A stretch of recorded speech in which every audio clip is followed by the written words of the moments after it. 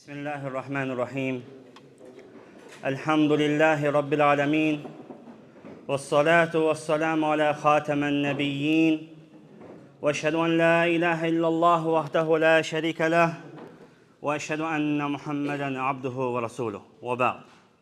İlk növbədə dəyərli böyüklər, qardaşlar, hər birinizi Allahın salamı ilə salamlayıram. Esselamu aleykum və rahmetullahi və barakatuh. Və bundan sonra böyükləri bu xoş hal münasibəti ilə təbrik edirəm və qardaşımızı, bacımızı təbrik edirəm və Muhammed sallallahu aleyhi və səlləmin yeni evlənənlərə etdiyi dua ilə dua edirəm ki, Barakallahu ləkə və barakə aleykə və cəməə beynəkumə fi xeyr. Allahdan istəyirəm ki, Allah subhanahu və taala sizlərə bərəkət versin və sizləri xeyir üzərində cəm etsin. Amin.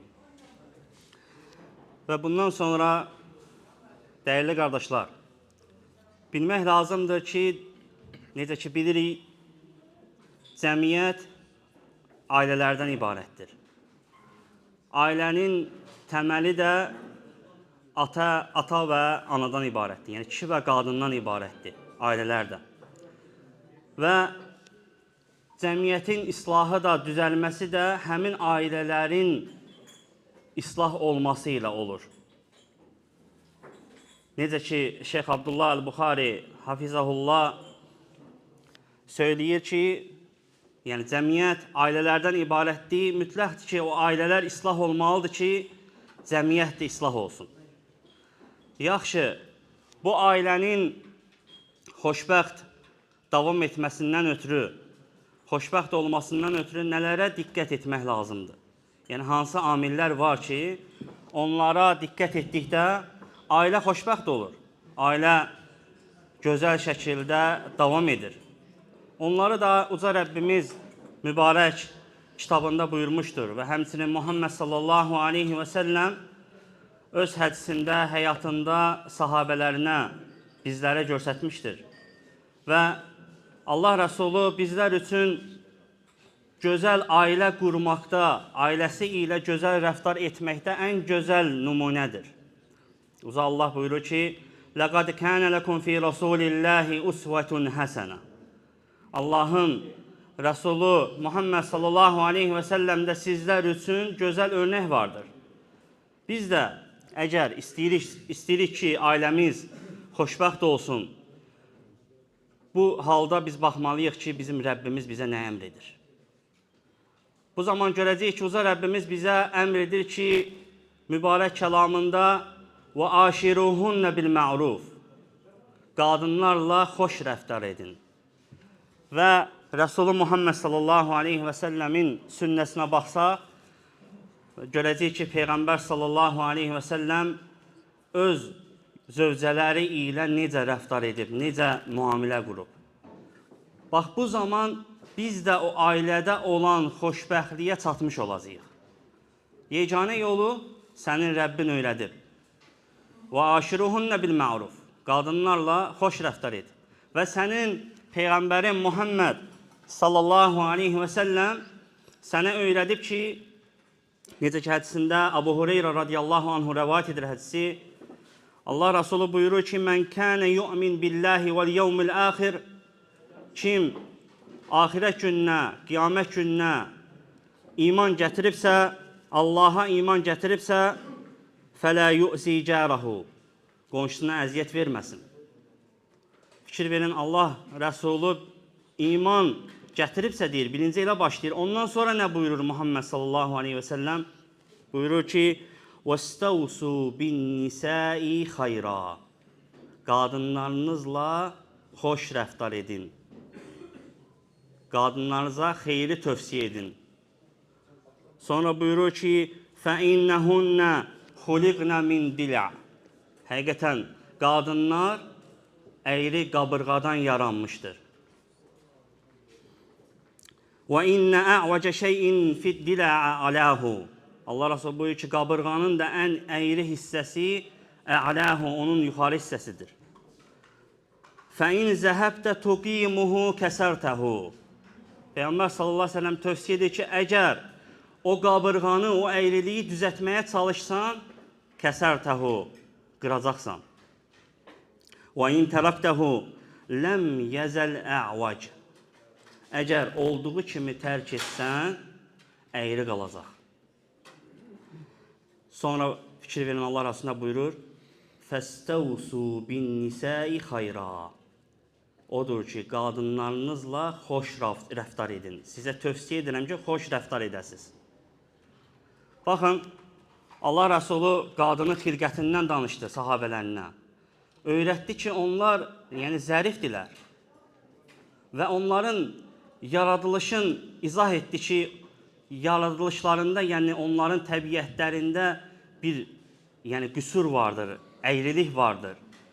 Və necə etmək lazımdır ki, bu ailə həyatı davam etsin, onun üçün də yenə yolunu öyrədir Muhammed sallallahu aleyhi ve sellem. Başa salır ki, əgər üstünə çox geçsən, qırılacaq. Əgər düzəltməyə çalışsan, üzərinə çox geçsən, qırılacaq. Yox, əgər olduğu kimi o qüsurlarında, xətalarında onu tərk eləsən, əyri qalacaq. Orta yol tutmalıdır. Sələf orta yol tutmalıdır. Nə olduğu kimi buraxmayacaqsan, nə də üstünə çox getməyəcəksən. Necə ki, Şeyx Abdullah Buxari Hafizahullah gətirir ki, onun qırılmağı qadının boşanmağı deməkdir. Və Şeyx deyir ki, bu Səhih Müslimdə keçir. Üzərinə çox geçsən qırılacaq, qırılmağı da nədir? Onun boşanmağıdır. Və yolunu öyrədi, yaxşı necə edək? Çox geçsək qırılacaq üstünə, olduğu kimi tərk etsək, əyri qalacaq. Yolunu yenə Muhammed sallallahu aleyhi ve sellem başa saldı ki, fəstəvsu bin nisəyi xayra. Odur ki, xoş rəftar edin, gözəl rəftar edin, gözəl danışın. Şeyx İbn Bəz, Allah ona rəhmət etsin, buyurur ki, burada Allah Rəsulü əmr edir. Vəstəvsu, o əmr feilidir, qardaşlar. Allah Rəsulü əmr edir. Bin nisəyi xayra. Yaxşı rəftar edin. Heç də burada seçim verilməyib ki, istəsən xoşuma gələndə yaxşı rəftar elə, başqa vaxtı pis rəftar elə, çobud olcunan, qaba olcunan. Deyil, qardaş. Allah Rəsulü əmr edir. Əmr edir ki, yaxşı rəftar edək. Və həmçinin yaxşı rəftara nələr aiddir, qardaşlar? Necə ki, Şeyx Abdullah Əl-Buxari Hafizahullah buyurur ki, yaxşı rəftardandır ki, sənin evə girərkən ailənə, əhl-i beytinə salam verməyin.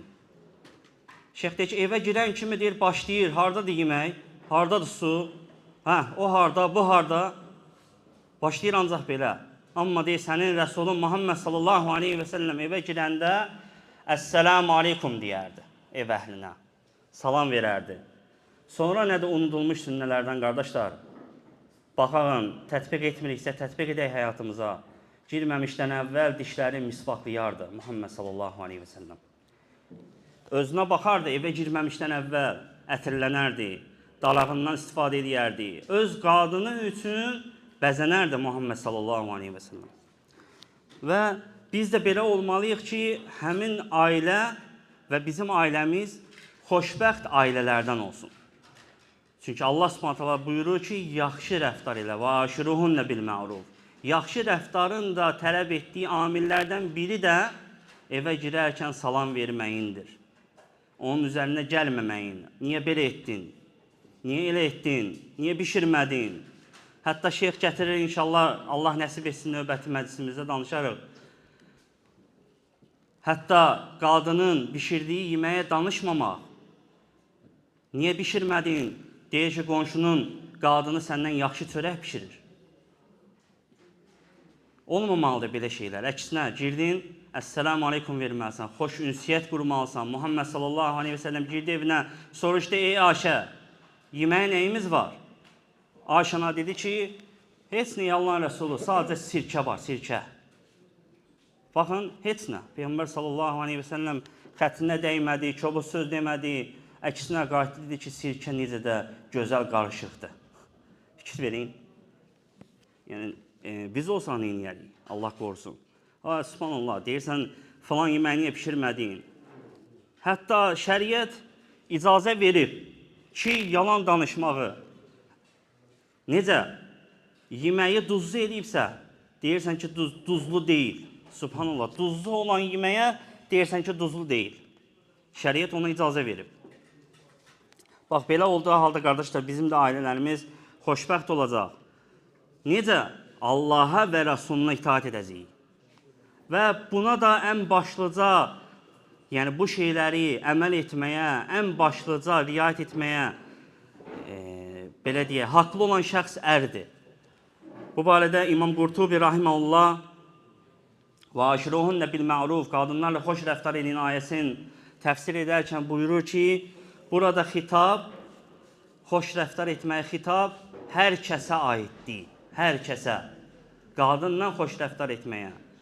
İbn Baz rahimehullah deyir ki, atalara da aiddir, qardaşlara da aiddir, oğula da aiddir, hər kəsə aiddir ki, qadınla xoş rəftar eləsin. Sonra deyir ki, İmam Qurtubi rahimehullah, hər kəs yaxşı rəftar etməyə layiqdirsə, hər kəs yaxşı rəftar etməlidirsə, onların içində ən üstün olanı qadının əridir. Ən üstün olanı. Vallahi qardaşlar, əməl etməsək, eşitdiyimiz ayələrə, eşitdiyimiz hədislərə, Peyğəmbər sallallahu aleyhi və səlləm sirasını oxumalıyıq, oxuyuruq. Əməl etməsək bərəkət olmayacaq. Bizdə, həyatımızda, ailələrimizdə, övladlarımızda bərəkət olmayacaq. Çünki, üzr istəyirəm, övlad evdə atıya, anıya baxır. Sən yoldaşınla necə rəftar edirsənsə, sənin oğlun da sənin gəlininlə o cür rəftar edəcək.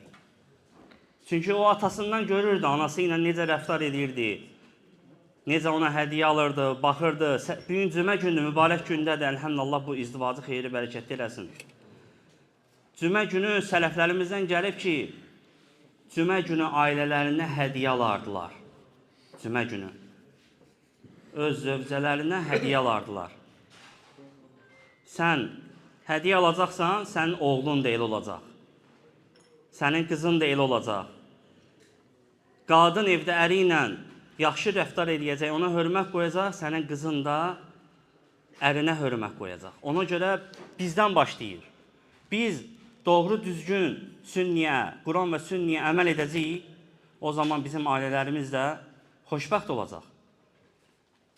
Yəni, həqiqətən xoşbəxtlik Quran və sünniyə tabiçilikdədir. Və baxsan, görərsən ki, siradan necə Şeyx Abdullah Buxari gətirir və nəsiyyət olaraq da bunu deyirəm, Allah Rəsulu qızı Fatiməni radiyallahu anhəni Əli radiyallahu anhuya verəndə bilirsiniz nə söyləyir, qardaşlar? Öz kürəkəninə. Deyir ki, qızım, ona olan xoş münasibətin qarşılığında sənin həyat yoldaşındır. Vallahi çox dəyərli bir kəlmədir, yəni. Qızıl kəlmədir. Allah Rasulü qısa kəlmələr deyirdi, lakin böyük bir mənaları əhatə edirdi, ehtiva edirdi. Ona olan xoş münasibətin qarşılığında sənin həyat yoldaşındır, ey Əli. O da bir qardaşın balasıdır. Yəni, ona görə diqqətli olmalısan. Sən qızınla, sələflərimiz necə deyirsən, qızınla necə rəftar etməyin olunmasını istəyirsənsə, yoldaşınla da o cür rəftar et. Barakallahu fikum. İlkin olaraq baxsan tarixə, sələflərimizə, görərsən ki, əksər dahi şəxslərin, imamlarımızın, sələf imamlarının onların elmi almasında səbəbkar olan analar olub, qadın olub. Əksəriyyətinə baxsan, yəni qardaşlar, güclü cəmiyyət, o ailələr də güclü olmalıdır ki, güclü bir cəmiyyət formalaşsın. Güclü şəxslər, dahi şəxslər, ölkə başçımız kimi, mübariz kimi, Polad kimi qəhrəmanlar sağlam, gözəl, xoşbəxt ailələrdən çıxıb, qardaşlar. Biz də o sağlam, gözəl ailələri yetişdirməliyik ki, oradan gələcəyin sağlam, yəni gözəl, dahi şəxsiyyətləri çıxsın. Bunun üçün də Quran və sünniyə əməl etməliyik. Yekun olaraq yenə də təbrik edirəm. Allah subhanahu wa ta'ala xoşbəxt eləsin. Allahdan istəyirəm ki, Allah gözəl, salih zürriyyət bəxş etsin. Subhanakallahumma bihamdik və əşhədu en la ilahe illa ente estağfiruke ve etûbü ileyk.